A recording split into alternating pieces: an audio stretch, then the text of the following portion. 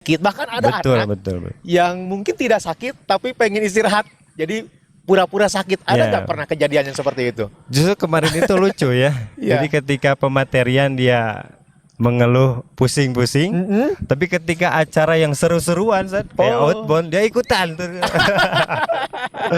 Jadi Jadi pusingnya hilang. sepertinya istirahat dulu. Kalau Kita ajak malam ngobrol. tadi ada kasus itu nggak? Misalnya anak yang nangis karena pengen pulang? Kalau ingin pulangnya enggak, Iya. tapi nangisnya ada. Gitu.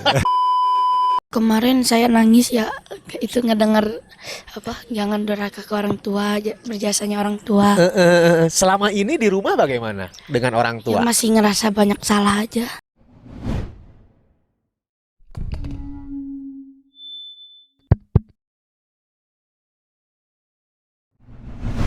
Assalamualaikum warahmatullahi wabarakatuh. Waalaikumsalam warahmatullahi. Alhamdulillahirabbil alamin.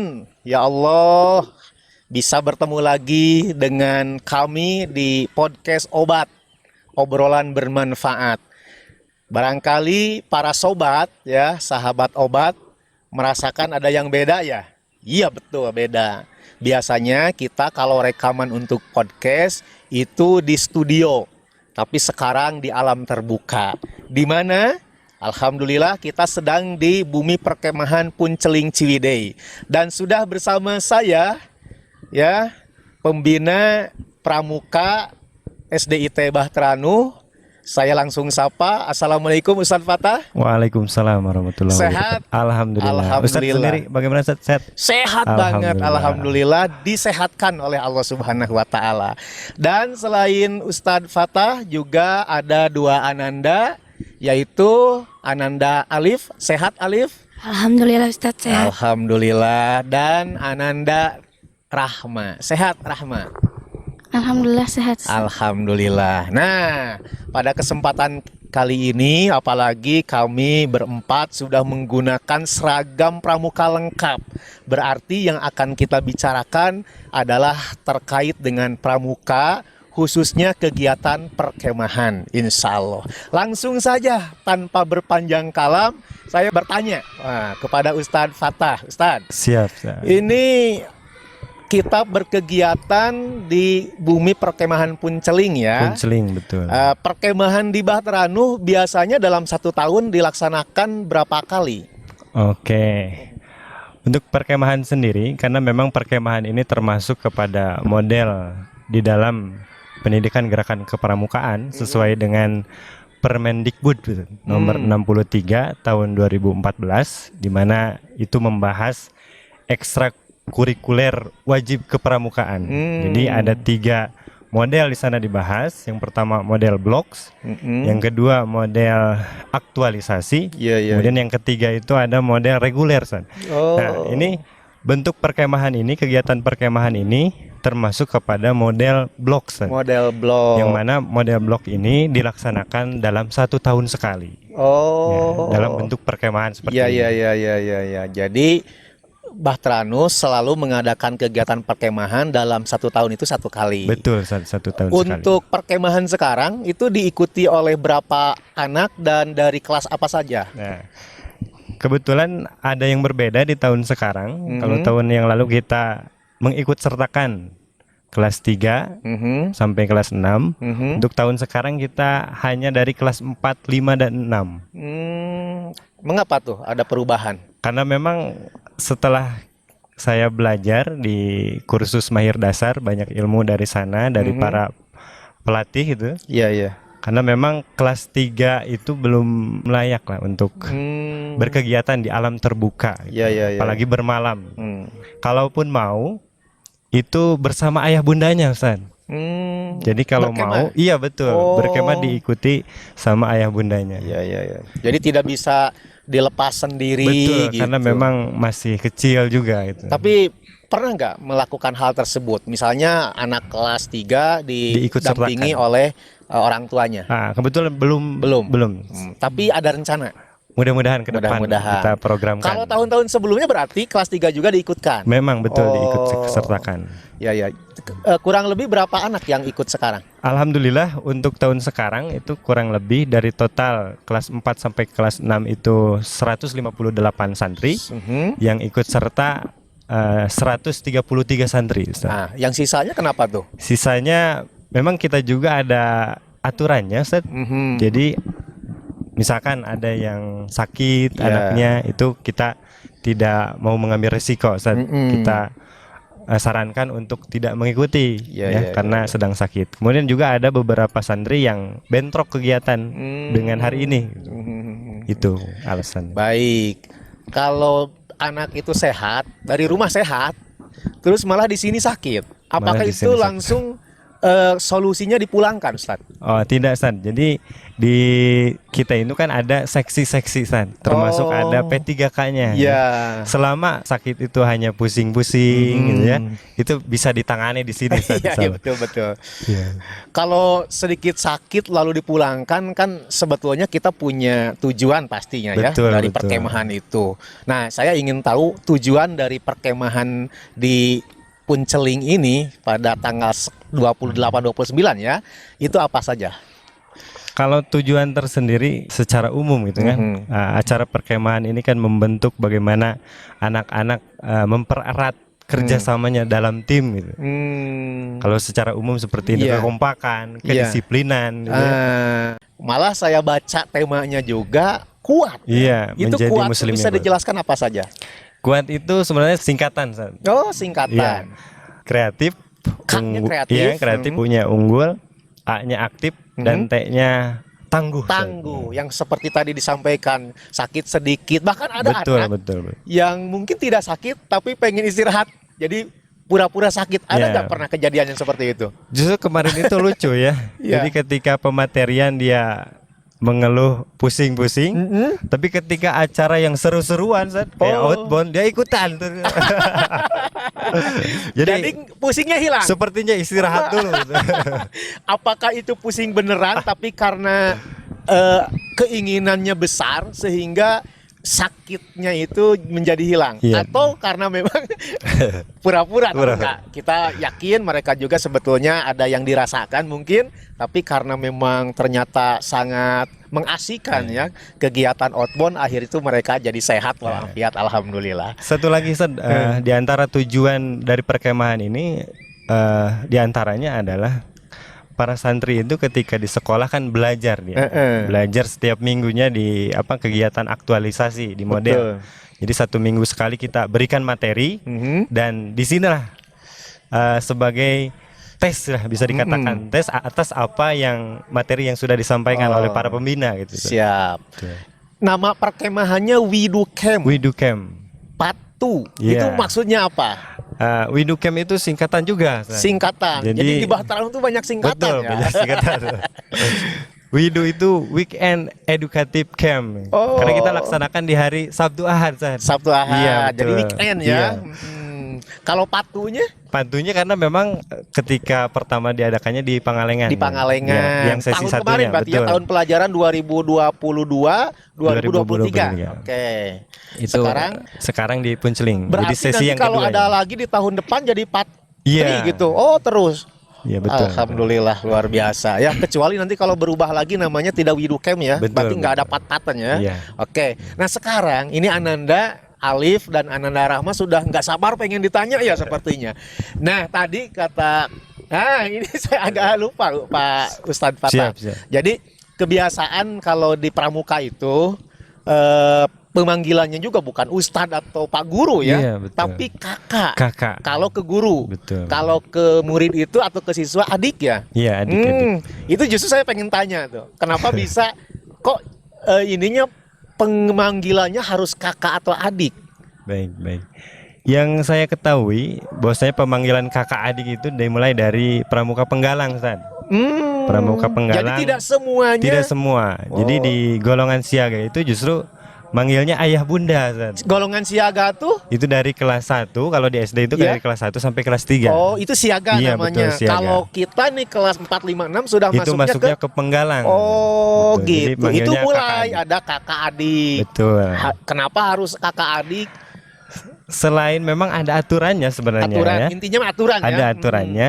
Kemudian kalau menurut saya pribadi gitu, karena pramuka itu kan singkatan dari Praja Muda Karana. Jadi kenapa memanggil adik dan kakak? Supaya mencerminkan bahwasanya semangat pramuka itu semangat anak muda. Masya Allah. Anak muda kemudian bisa lebih dekat gitu, Lebih akrab, lebih akrab ya. betul. Jadi bukan atasan bawahan Iya, ya, betul. bos dan anak buah gitu Iya. ya, tapi lebih pada pendampingan, kedekatan, kelekatan. Alhamdulillah. Nah, sekarang bener nih mau nanya ke Ananda Alif dulu.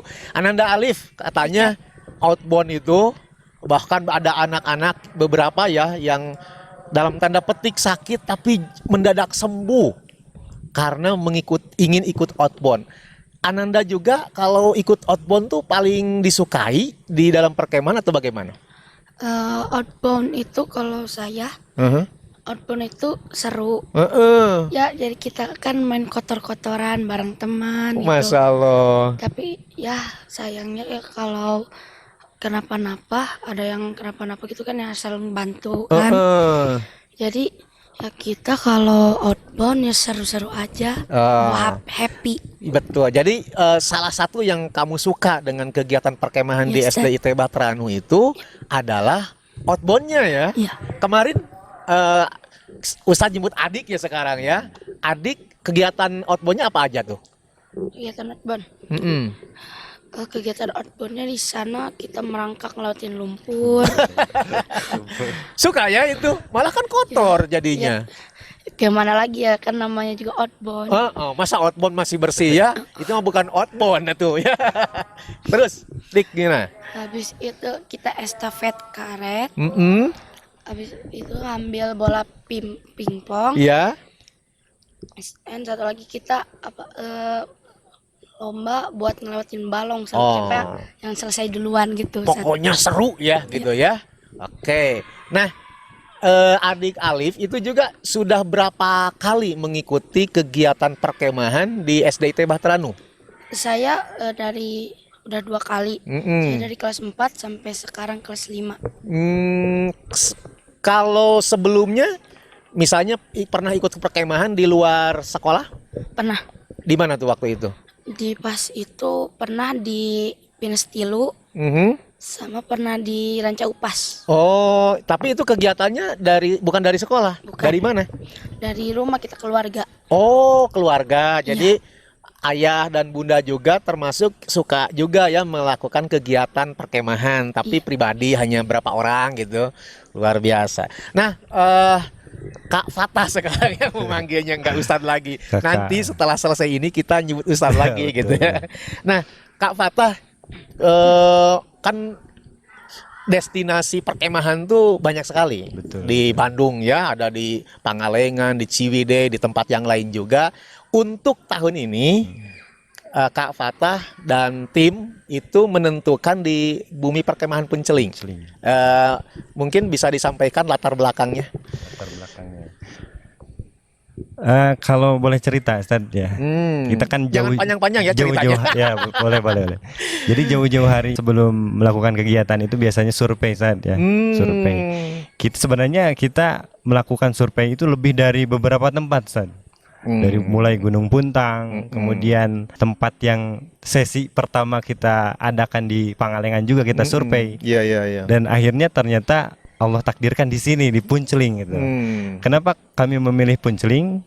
Karena memang ada beberapa alasan. Yang pertama ketika kita survei ke Puntang, qadarullah jadwalnya penuh Ustaz. Tanggal 28 sampai 29 itu area di Gunung Puntang itu full dengan acara perkemahan juga. Oh, dari sekolah-sekolah yang lain ya.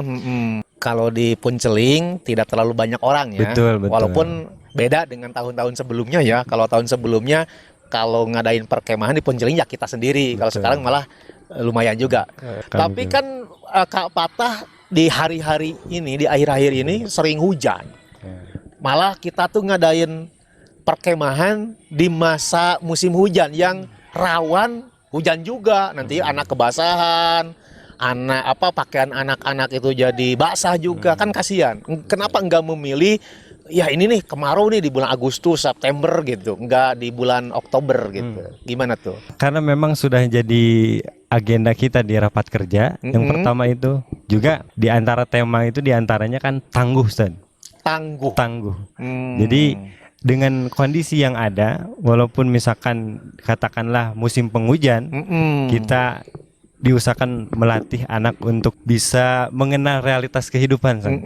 Tidak selalu bahagia. Tidak selalu bahagia. Ada masa-masanya sulit gitu betul. ya. Kayak ban roda itu ada di atas, ada di bawah ya. Betul. Kalau anak selalu mendapati hal-hal yang mudah saja, yang membahagiakan, itu nanti akan kaget juga ya, betul, Kak, dengan kondisi di lapangan yang ternyata tidak semanis yang didapati sebelumnya. Baik, dipahami lah oleh saya. Nah, selanjutnya ingin bertanya ke Ananda atau Adik Rahma. Adik Rahma sekarang di kelas berapa? Kelas 6. Kelas 6. Abdullah bin Mas'ud. Abdullah bin Mas'ud. Nah, kalau Adik Rahma pernah mengikuti kegiatan perkemahan di SDIT Batranu sudah berapa kali? Alhamdulillah udah 2 kali, Ustaz. Sudah 2 kali, berarti kelas 5, kelas 6 ya? Iya. Kalau kelas 4 kenapa nggak ikut? Waktu itu masih ada virus corona, Ustaz. Oh, COVID ya, berarti kita memang waktu itu tuh di rumah aja ya. Alhamdulillah, berarti bersyukur kita karena bisa berkemah lagi di alam terbuka tanpa takut COVID. Nah, kalau Ananda Rahma, perkemahan itu termasuk kegiatan yang ditunggu-tunggu atau enggak? Ditunggu banget. Kenapa? Karena bisa ya. Biasanya kan kita di kelas terus ya. Iya. Bosen juga kan? Kalau sekarang di alam terbuka mungkin. Nah, jadi Rahma nunggu itu biar ada kegiatan-kegiatan yang menyenangkan ya, seperti tadi outbound. Outbound itu termasuk yang disukai oleh Rahma. Biasanya kalau perempuan jarang suka kotor loh. Betul nggak? Betul. Tapi kemarin menikmati nggak dengan kegiatan outbound itu? Nah, kalau Ananda Rahma atau Adik Rahma ini yang paling berkesan dari seluruh kegiatan yang dilaksanakan selama 2 hari dengan hari ini apa? Renungan malam. Renungan malam? Ya. Oke, kenapa tuh? Karena saya diingatkan kepada sosok seorang ibu. Jadi malam tadi ada renungan ya? Iya. Yang disampaikan oleh kakak pembina, oleh Kak Mabigus gitu ya, terkait dengan betapa berjasanya orang tua. Gitu ya, termasuk atau yang paling utama adalah ibu ya. Ya. Rahma orang tuanya masih lengkap ya? Alhamdulillah masih. Coba bisa disampaikan nggak ke orang tua apa yang ingin Rahma sampaikan kepada orang tua sekarang? Silahkan. Ayah, Bunda, makasih ya udah ngurus kakak selama ini. Alhamdulillah ya. Nah betul ya, ayah dan bunda, para sobat semuanya, malam tadi ada renungan. Itu sebagian besarnya anak-anak itu mencucurkan air mata. Nah, di antara konten yang kita sampaikan kepada anak-anak itu adalah jangan sampai tidak berbakti, jangan sampai durhaka kepada orang tua yang sudah mengandung, yang sudah berjasa membiayai pendidikan mereka. Baik, selanjutnya ke Pak Ustadz atau ke Pak Kakak Fatah lagi. Nih saya agak jelimet-jelimet ya. Kadang nyebut kakak, nyebut Ustadz karena memang kebiasaannya ya. Nah, Kak Fatah, kalau ada anak ya misalnya dalam kegiatan perkemahan tuh nangis gitu. Bahkan pengen pulang, padahal sebetulnya dia tidak sakit. Biasanya respon kita tuh seperti apa? Tentu respon kita yang pertama adalah ngobrol dulu dengan santri itu, Ustaz. Apa keluhannya, kenapa menangis gitu. Apakah nangis itu memang karena sesuatu yang sangat menyedihkan sekali sehingga misalkan dia mau pulang gitu, atau sedih itu karena kedinginan, pusing gitu. Terus kemudian tidak terbiasa. Gitu. Jadi kita Biasanya ajak kan ngobrol bareng dulu. dengan orang tua di Iya, rumah betul. gitu tidur. Ya, karena di antara tujuan tadi kita juga melatih kemandirian anak supaya anak bisa hidup mandiri. Betul. Biasanya kan dengan ayah bundanya, Iya, iya, ya, iya. tidur sama mungkin ayah bundanya juga. Betul. Ketika di sini dengan suasana berbeda, San. Kalau Kita ajak malam ngobrol. tadi ada kasus itu nggak? Misalnya anak yang nangis karena pengen pulang? Kalau ingin pulangnya enggak, Ustaz, Ya. tapi nangisnya ada. Gitu. Nah, nangisnya tuh Ustadz, Pak Kak Fatah mendapati informasi karena apa? Nah, tadi ketika sholat subuh itu ada yang kedinginan. Oh. Kedinginan dia sampai nangis. Ya, ya itu langsung dikasih selimut. Gitu. Karena memang mungkin tidak terbiasa juga. Ustaz biasanya tidur di Iya, apa? iya. Iya di rumah, gitu ya, Betul. di tempat yang sangat nyaman. Iya. Di sini kita harus berdesak-desakan di satu tenda itu. Gitu. Iya, iya, iya, iya. Terus. Nah, ingin nanya nih ke adik Rahma. Betul kan? Memang kondisinya seperti itu kalau kita di tempat perkemahan. Beda dengan di rumah kalau mandi itu langsung aja masuk ke kamar mandi jadi gitu ya. Bahkan kamar mandi kita bisa lebih dari satu. Kalau ini manusianya jumlahnya banyak, Betul. toiletnya juga terbatas. Atau misalnya makan itu antri juga. Apalagi ya, pokoknya termasuk juga tidur di tempat yang dingin. Nah, pelajaran apa yang adik Rahma rasakan terkait dengan hal tersebut? Bisa mendapat sikap sabar. Sabar ya. Ya, Maksudnya apa yang dimaksud dengan sabar di sana tuh? tidak terburu-buru. Jadi bisa kontrol ya Ya, emosi kita. Oh, ternyata memang kehidupan ini kadang-kadang kita mendapati tidak selalunya mudah ya. ya, Kalau di rumah mah kayak begitu. Nah itu, dan itu tuh sebetulnya senjata kaum mukminin itu di alam dunia ini hanya dua. Satu syukur, yang keduanya sabar. Kalau dapat banyak kenikmatan kita bersyukur, dan apabila kita mendapatkan musibah maka kita bersabar ya kepada Allah Subhanahu wa taala. Nah, Ananda Alif ini kelas berapa? Saya kelas 5A Abdurrahman bin Auf. Oh, berarti masih ada lagi kegiatan untuk Ananda di kelas 6 ya. Kalau Ananda atau adik Rahma itu nanti keluar ya, lulus dari Bahteranu. Nah, Ananda Alif, tadi kan ada renungan ya, kata Ananda termasuk hal yang itu tuh menyedihkan kata adik Rahma juga. Nah, di renungan itu Alif nangis nggak kemarin malam? Kemarin saya nangis ya, itu ngedengar apa, jangan durhaka ke orang tua, berjasanya orang tua. Selama ini di rumah bagaimana dengan orang Ya, tua? masih ngerasa banyak salah aja. Banyak ke orang tua. salah, ya. Pernah kesel juga ke ortu ya, menganggap orang tua kita tuh tidak sayang kepada kita, padahal sebetulnya sayang. Kalau tidak sayang lah, Alif dari dulu juga nggak akan dilahirkan ya. Ya, Ustaz. Apalagi adik Alif yang kesan yang Ananda tangkap dari kegiatan perkemahan 2 hari ini? Berkesan itu pas upacara pembukaan. Nah, apa tuh? Karena di situ kita belajar untuk siap gitu. Ada upacara pembukaan, Iya. disiplin waktu, kita harus siap datang di tempat acara, tidak boleh terlambat. Iya. Kadang-kadang ada hukuman juga ya kalau kita tuh terlambat ya, harus membersihkan sampah dan sebagainya. Nah, malam tadi juga kan kita tidur termasuk sedikit ya, Iya. adik. Itu sholat tahajud juga gitu ya. Sebelumnya kalau di rumah ada sholat tahajud, suka sholat tahajud nggak? Suka, Ustaz. Nah, itu luar biasa, kelas 5 sudah sholat tahajud, diminta oleh ayah bunda atau keinginan sendiri? Kadang-kadang sendiri, Mm-mm. kalau enggak nanti kalau lupa gitu bangun, nanti dibangunin sama orang tua. Alhamdulillah, dibangunkan sama orang tua dan Alifnya mau bangun gitu ya. Alhamdulillah. Kalau adik Rahma gimana tuh terkait dengan pengalaman sholat tahajud?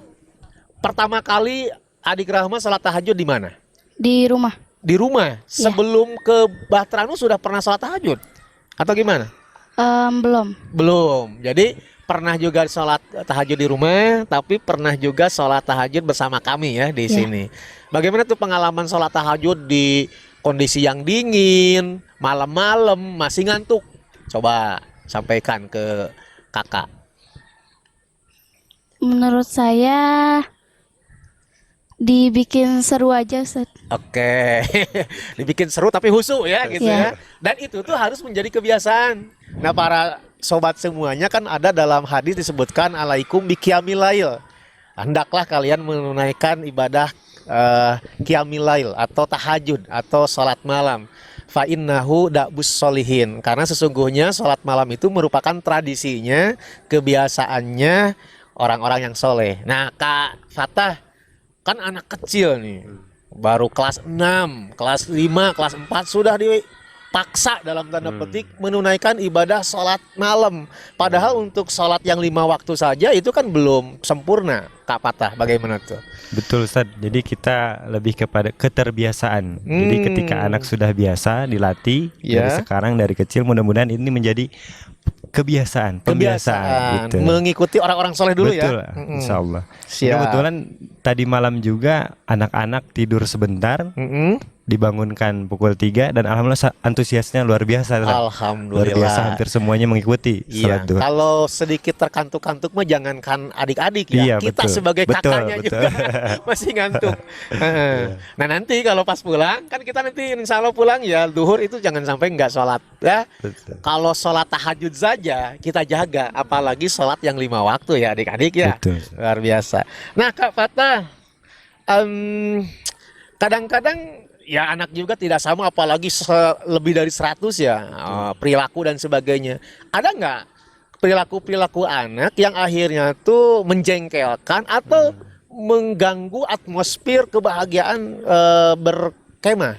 Jadi kalau bisa dikatakan selalu ada, Ustaz. Selalu ada. Nah, ada aja gitu. Karena kita bukan ngatur robot Betul, ya. betul. Nah, coba Jadi gimana tidak bisa? semuanya baik gitu ya. Tetapi memang di setiap perkemahan itu kan ada masing-masing regu itu ada pinrunya, Ustaz. Ada Pinru. pemimpin regunya. Oke, dari Dari anak sendiri. dari anak itu sendiri, Ustaz. gitu. Jadi di mana tema itu kan ada salah satunya aktif. Jadi Aktif. kegiatan ini bukan hanya pembina memberikan materi atau berkegiatan, tetapi kita mengajak keaktifan. Keaktifan Mengajak anak-anak. keaktifan anak-anak termasuk pinrunya, Ustaz, untuk bersama-sama mengatur regunya gitu. Supaya regunya tertib, disiplin, tepat waktu. Dan alhamdulillahnya berhasil, Ustaz. Alhamdulillah. Iya, Ya. Hasil kerjasama antara kita dan pinrunya. Betul. Nah, selama 2 hari ini kegiatannya saya lihat padat juga ya. Padat, Ustaz. Itu bisa disampaikan secara sekilas kepada sahabat obat apa saja kegiatan selama 2 hari ini? Kegiatan untuk 2 hari dimulai dari Sabtu sampai Ahad ini.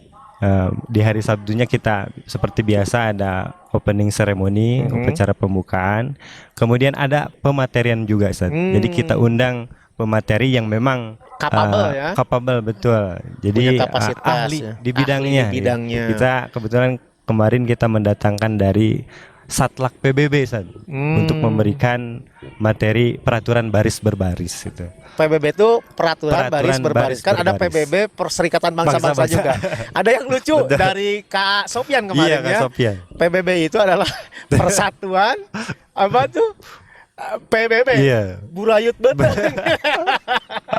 Tapi bukan itu ya, bukan Iya. PBB itu Persatuan Burayut Beteng, tapi Betul. peraturan Betul. baris berbaris. Baris berbaris. Dan saya melihat memang kalau di sekali-kali ya didampingi, dilatih oleh orang luar itu dan memang capable, kapasitasnya, kompetensinya bagus, ya kita berdapat bukan hanya sekedar adik-adik yang dapat ilmu ya, Betul, betul. tapi termasuk kita sebagai juga, kakak. betul. Ya, alhamdulillah. Nah, ini sebentar lagi akan diakhiri ya, kegiatan podcast ini. Saya ingin bertanya ke Kak Fatah, barangkali ada yang ingin disampaikan kepada pemirsa sobat. Silahkan. Pemirsa sobat. Iya. Kalau ke pemirsa secara umum, Ya. tentu terima kasih atas dukungannya selama ini di channel ini, Stan. Alhamdulillah. Di channel Bahtalano Official. Mm-mm. Terus untuk pemirsa Ayah Bunda, Stan. Ayah Bunda, ya. Terima kasih atas dukungannya dan kerjasamanya untuk mengizinkan Ananda, para Ananda untuk mengikuti kegiatan ini. Mudah-mudahan apa yang kita adakan di kegiatan ini mampu merubah kebiasaan Ananda dan menjadi kebiasaan yang baik untuk kedepannya, Ustaz. Ya. Baik. Nah, ke adik Rahma nih. Kadang salah satu yang ditakutkan ya di waktu malam di alam terbuka tuh kalau mau masuk ke toilet sendiri takut jurig katanya tuh ya. Rahma, bagaimana itu kalau ada orang takut jurig? Rahma sendiri takut nggak sama jurig? Sedikit. Sedikit. Jadi yang ada tergambar oleh Rahma tuh jurig itu apa? Kayak pocong gitu sih. Dan Rahma pernah ada ya perasaan takut gitu karena kegelapan malam gitu ya? Pernah. Oke. Tapi sampai hari ini masih tetap ada ketakutan dengan makhluk lain yang disebut juri gitu? Alhamdulillah enggak. Oh, sekarang udah enggak ya? Masya Allah. Jadi kalau ke toilet di rumah enggak harus didampingi oleh orang tua kalau malam-malam? Enggak? Enggak. Oke. Kalau tidur? Sudah sendiri atau masih dengan orang tua? Sendiri. Alhamdulillah. Mas saya udah kelas 6. Selanjutnya Alif, adik Alif. Kalau adik Alif gimana nih? Takut nggak sama jurig? Lumayan Takut? lumayan. Apa takut sama jurig? Ya takut kenapa ya? Eh. Takutnya itu ya takutnya kayak dikagetin gitu. Ya awalnya tahu bahwa di dunia ini ada jurig dari mana? Awalnya ya nggak tahu dia atau tiba-tiba ada taunya juri. Oh juri gitu. aja. Menurut Alif jurig ada nggak? Ada mah ada tapi ya kan hantu. Kak Patah barangkali bisa disampaikan ke Ananda nih berdua. Silakan terkait dengan jurig. Ini mah pertanyaan candaan atau apa ya, bukan pokok ya dari pembahasan kita, tapi ya penting juga sih karena banyak sekali anak-anak yang sampai hari ini ku jurig teh sieun. Ya, betul. Coba Kak Patah bisa disampaikan. Tadi menanggapi adanya juri, pocong, itu sebenarnya gak ada, Stan. Oh, yang termasuk ada vampir itu, gitu ya? Betul, vampir itu gak ada. Yang ada adalah jin, setan, ya, makhluk-makhluk gaib itu, Stan. Gitu. Gak tahu saya juga pocong gimana, karena belum lihat. Iya. Gak pernah lihat. Ya, Kak Patah tuh sekarang usia berapa? Usia saya 26, Stan. 26. 26. Sudah bertemu nggak dengan juri? Belum, Stan. Bertemu dengan vampir? Belum. Genderuwo? Gak ada, belum. Gak pernah tuh. Itu usianya udah 26 tahun loh. Ustadz lebih muda dari beliau. Enggak. Ustadz tuh bahkan hampir mau 1 abad. 47 tahun usia Ustadz. Usia kakak ya. Dan selama 47 tahun itu kakak nggak pernah ketemu dengan juri. Kalau kakak mah akhirnya punya kepanjangan sendiri dari jurig teh. Bujur gak gibrig ya. Iya, karena nggak ada. Coba misalnya gini, adik Alif. Adik Alif itu karena takut sesuatu di perkemahan ini misalnya tuh. Takut jurig ya. Akhirnya lari. Wah, lari. Jatuh lah Alif itu. Bahkan sampai akhirnya tuh berdarah karena kena batu. Itu yang salah jurig atau kelakuan Alif sendiri? Kelakuan saya sendiri.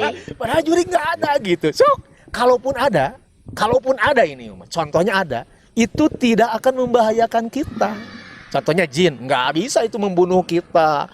Noel kita juga nggak bisa gitu ya. Jadi sebetulnya kita tidak boleh takut dengan sesuatu yang tidak ada. Ya, kecuali kalau ada. Contohnya, Alif takut sama ular, sama singa. Rahma takut sama buaya, itu sifatnya tobi'i. Tobi'i itu tabiat manusia begitu. Kita lagi podcast nih, langsung datang harimau. Kata Kak Patah tuh nggak usah takut sama Allah, nggak bisa begitu juga ya, tetap saja kita tuh harus berlari karena itu tabiat manusia. Cuman takutnya kita kepada makhluk itu jangan lebih besar daripada takut kita kepada Allah Subhanahu wa Ta'ala. Betul gitu. sekali. Kadang-kadang anak ini suka lihat film nampaknya, Ustaz. Iya. Jadi di film sebetulnya itu, pengaruhnya di film. Betul kayaknya gitu. Jadi kan di film itu banyak film-film tentang pocong, horor gitu, Ustaz. Bahkan anak saya sendiri nih di rumah kemarin itu minta saya mau perkemahan, dia minta uang. Mau apa? Mau nonton film. Film apa? Film jurig. Makanya saya katakan kamu nggak boleh nonton yang kayak gitu kalau jadi penakut, nggak mau kata saya itu. Nah itu juga pengaruhnya kan bukan dari sekolah mah nggak pernah nayangin film kayak begitu ya. Bisa saja dibawa oleh orang tuanya ke bioskop atau di rumahnya bareng-bareng nonton jurig gitu ya. Bareng-bareng. Nah itu juga makanya ada seorang konselor keluarga yang mengatakan masalah anak-anak itu terjadi di rumah dan bisa diselesaikan hanya di rumah juga. Betul, gitu ya, walau alam. Cukup sekian atau ada yang mau disampaikan lagi? Cukup lah Pak Ustaz. Alhamdulillahirabbil alamin. Terima kasih Kak Fatah atas kehadirannya di podcast Sama-sama, kami ya, podcast obat. Dan adik Alif, terima kasih, semoga Ananda senantiasa diberikan kesehatan. Amin, amin. Dan juga adik Rahma ya, yang sebentar lagi akan lulus dari SDIT Batrano, kalaupun nanti naik ke jenjang berikutnya di jenjang SMP atau pesantren dan sebagainya, mudah-mudahan diberikan kelancaran, kesuksesan. Amin. Allahumma amin. Amin. Demikian para sobat semuanya, obrolan kita kali ini dengan Kak Fatah, dengan adik Alif dan adik Rahma, mudah-mudahan bermanfaat, menambah pencerahan, menginspirasi dan mengedukasi. Yang benarnya dari Allah, yang kelirunya kebodohan kami berempat.